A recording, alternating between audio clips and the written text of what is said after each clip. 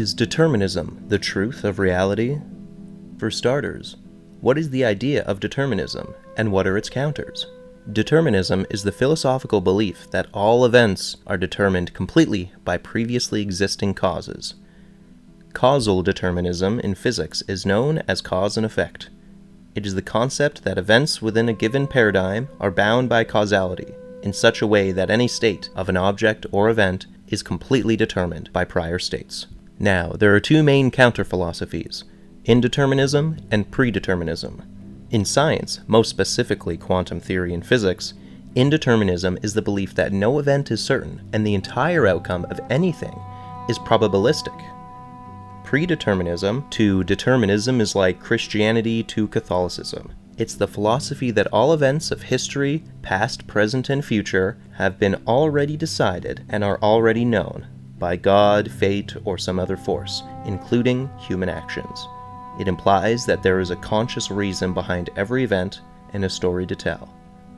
Determinism tells no such story other than events happen because the previous thing happened. When talking about determinism, we have to start with the human aspect. Humans are us. Humans are smart. We develop our minds over time and grow in autonomy. This shift from complete dependency as babies and children to general independence within society as adults is the reason most of us think that we have free will. As youngins, we have almost no control. Then we go through a mine phase. Slowly we develop friendships, like with our cousins, fellow neighborhood kids, and classmates. It teaches us that there are others just like us, and we should consider that in our actions. But we maintain holding on to our confused idea of control. It doesn't help that most religions teach us this too. To give the example of Christianity, they teach both that we have free will, so it is on us if we sin or not, but then completely contradict that idea by saying everything that happens, both big and small, are all a part of God's plan. If every action you take, both big and small, are preordained through God's plan, then you don't have free will. Your actions are prepared and carried out as a part of His will, not yours. In the realm of science, free will is proposed to exist in the Multiverse Theory. To extrapolate, if we are to choose left or right, two timelines branch out. We exist in the one where we chose, say, left, and an alternate version of us exists in the other universe where we chose right. The issue with this idea is, how and what would constitute this branching process to happen in the universe? Are human minds so powerful that we rip portals into the fabric of space-time, creating two universes to house the alternate choice? Isn't it easier to propose that there is no alternate universe where you chose right instead of left? Because how did you choose something different? Let's take a step back from where you chose left. What precursors led your mind to make that decision? You might say nothing. That no influence affected that decision, and you just thought about either or, and came to the decision of left through your free will. People think they have way more control over themselves than they actually do. We are influenced by how people treat us, both strangers and loved ones. We are influenced by childhood nostalgia and traumas. We are influenced by self-reflection and responsibilities. We are influenced by our diet, the last time we were sexually active, and literally every other factor. Were you stressed when you made this decision, or calm? Were you aware of the importance of the decision, or was it inconsequential? These factors will lead your mind to making the decision you make. If it is said as, not that our minds cause this branching phenomenon, but every interaction, both human-related and not human-related, have equal and opposite reactions in the infinite multiverse, then to that I say, Occam's razor. I understand quantum physics is trippy as hell, and when attempting to observe interactions, we notice how particles can be in two places at once until we look at them, known as the superposition. But what are the chances that reality in this regard is boring? And it just seems that way, and the particles are actually always only in one position. A natural disaster like a flood is something that, in theory, we could predict days, months, or even years beforehand, according to causality. All we would need is an entity like a computer to calculate every atom on Earth and beyond that would influence the weather.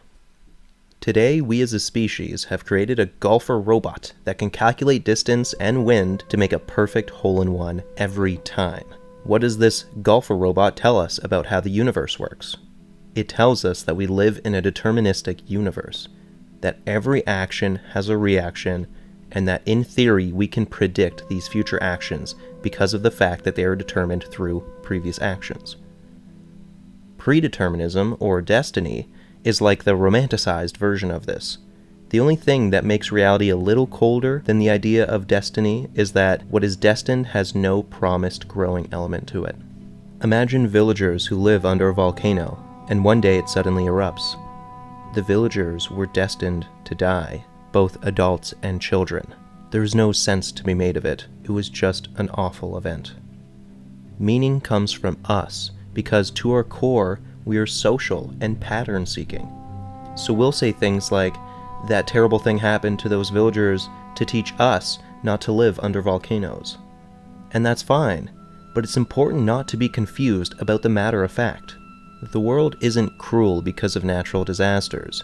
It isn't cold because of evolution leading to predator and prey species. It just is. Racist, rapists, and murderers will always exist due to mismanaged human nature. But does that make what these people do non-committable offenses? Of course not. It's still actions against humanity. People who use this as an argument to the absurdity of determinism are as confused as those obsessed with control. The principal factor of punishing people has nothing to do with whether or not they were in complete control of their actions. It has to do with whether or not they committed the action. Our systems of punishment just need to be updated and accommodate the fact that people are crazy and need to be jailed. Is it important to be deluded and happy, or aware and sad? I say it really shouldn't be up to those two things. Sugarcoating is fine in moments of emotional distress, but we as a species should overall have the same understanding of what the real world is and find a way to be okay with it. Santa is not real, but it still feels good to think we are being rewarded by our good deeds. Events happen with no teaching behind it, but we can still find silver linings without having to say, it happened as a part of God's plan. Happiness and good still exist with or without a worldview of us being in control, or us being coddled by cosmic parents. Like I said earlier, to our core we are social. That's where morality comes from. That's where true happiness is found, in relationships with those around us. Being kind and finding peace are not exclusive to predeterminism, which might be kindness, or indeterminism, which might house free will or peace. We can understand what happens, was always going to happen, without a story to it, and still be good people at the end of the day. It's not paradoxical to understand free will is an illusion and understand your choices still matter. Being self-aware of determinism ought not give you supposed free rein to act like a fool. But, act however you want. Your reaction to these ideas was always going to be what it was, without cosmic good or bad intentions behind it. How to live a life with meaning ought to come from your own personal idea of your life and your place in others' lives. Even if it's not real, it still comes from collected, agreed upon, perceived places of control. The concept of karma is interesting in this regard, because it's like karma does exist to a fault within society. If you're a dingus, people will catch on and treat you bad in return. Karma, bitch! But that doesn't extend to nature, meaning it's not a fundamental law of reality. When it comes down to me concluding this thought piece, think whatever you want about reality, because the only actual important thing is that we all treat each other good. Even if you're confused about reality, as long as you aren't hurting anyone, you're doing A-okay. Security, harmony, and peace are the truly important things in life. It's only once you have those can these aspects of philosophy become something worth diving into. If you guys don't know about the motivational psychological theory of Maslow's hierarchy of needs, it goes as such. I'll just put it on screen right here. As always, thank you guys so much for being here. I love yous, and I'll see y'all next time.